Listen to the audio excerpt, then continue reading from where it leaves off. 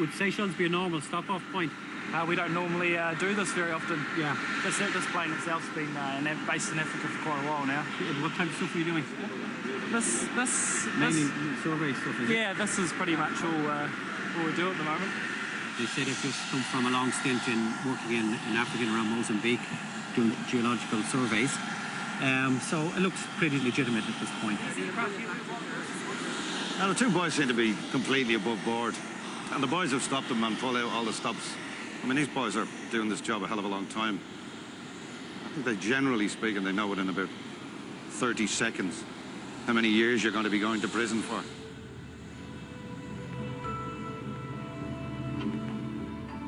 The Seychelles government believed an Irish outsider like Niall Scully could administer justice without fear of favour. They also looked to Ireland and how we had hit organised crime where it hurts. There's one very effective way of dealing with criminals, and that is to make it not worth their while by taking the proceeds of their crimes. And that was achieved back home with the setting up of the Criminal Assets Bureau, and it's happening here with the Financial Investigations Unit. Now, the man who set it up here is the same man that set up CAB. Veronica Guerin was returning from a court sitting in Naas when her attackers struck. After the shooting of Veronica Guerin, there was a serious confidence crisis in the justice system and the police in Ireland, as a result of which the government embarked on a process of taking the money out of crime and drug trafficking and organised crime. We brought in a multi-agency body to implement the laws, and we beefed up anti-money laundering laws, and we enacted proceeds of crime, which is civil confiscation, where you can freeze people's money without having to convict them of a criminal offence. And we also implemented tax, where, like the American Al Capone, where you couldn't prove any criminality, but there's a fella and he's a multimillionaire without ever having worked. So against that background, there was a problem out here, and I was approached and asked to come out and to see what could be done. But it was, in a sense, a different set of circumstances because of the offshore banking. It was perceived that Seychelles, because of some activity a few years previously, they were in fact advertising the place as a confidential centre where you could bring your money freely, and they would guarantee that no one would interfere with it and you wouldn't be prosecuted. Now, because of international pressure, those laws were repealed, and they did have in place a fairly modern anti-money laundering act. But at the time that I arrived, there had never been a prosecution for money laundering. There had never been action taken on a suspicious transaction report, and there was no process of civil confiscation. Okay, so that was primarily your role then, to Yes. set up a framework where you could nab the bad guys? Well, no, to nab the bad guy's money. Yeah.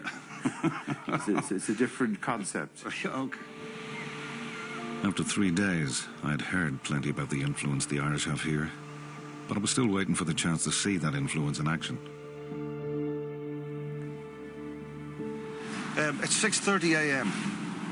We are following a car which is bringing us to the National Drug Enforcement Agency, the headquarters, for a briefing, and we're apparently going on a drugs bust. And I haven't even had a cup of tea.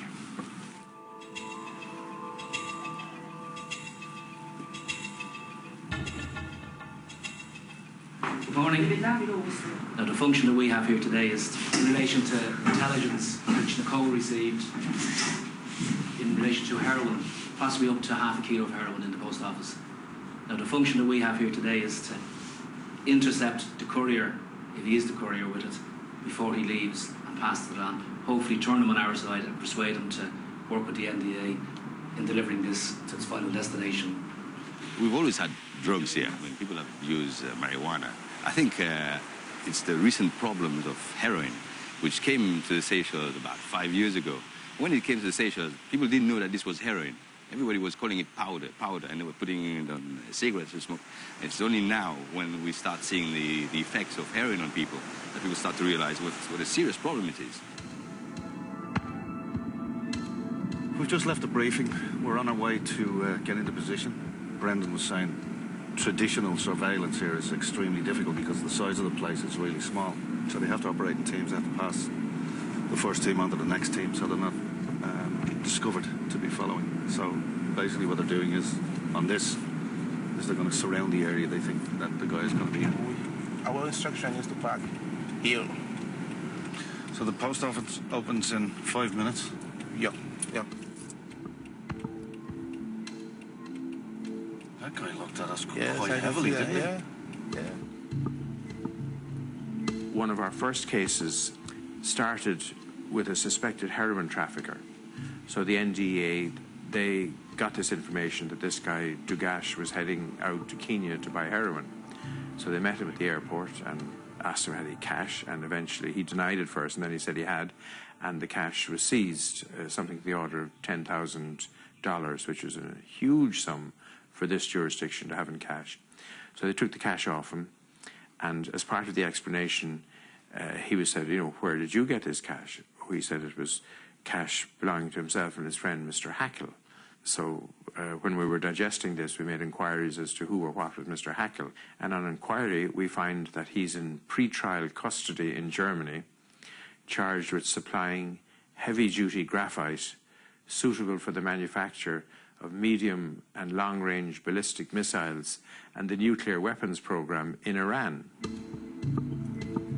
The German authorities came back. They had been investigating this man for quite some time, but had been unable to close the loop. They'd never been able to find a financial trail that proved, I suppose, that he was involved in criminal activity.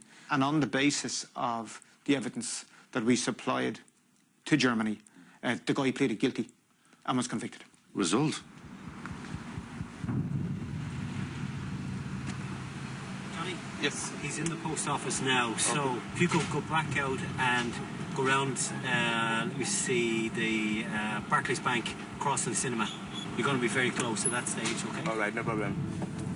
Yeah, well, we got a clothing description of the guy who's in the post office. Apparently he's already gone in to pick up the package, so we're changing location to get us a bit closer to the action. While we tried to cover one escape route, in the other car, Agent Nicole got news none of us wanted to hear.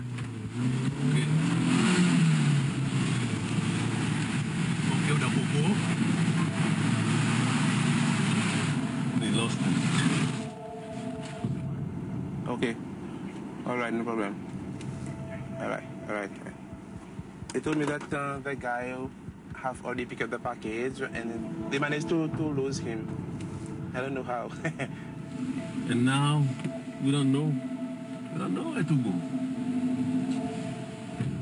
We know exactly where he's going to. We know exactly where he's going to pick up. He picks up the package. And from going into the post office to coming out of the post office, every road is covered, and they still managed to lose him when he's driving a car.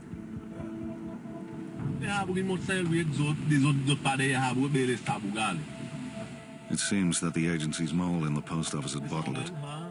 They hadn't made the call in time to say the parcel had been picked up. The suspect and the package were gone.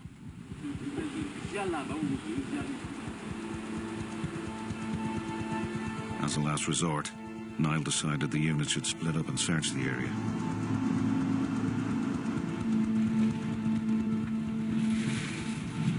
Since our inception, we've arrested in excess of 2,000 people. We have seized approximately 70 million Seychelles rupees worth of heroin.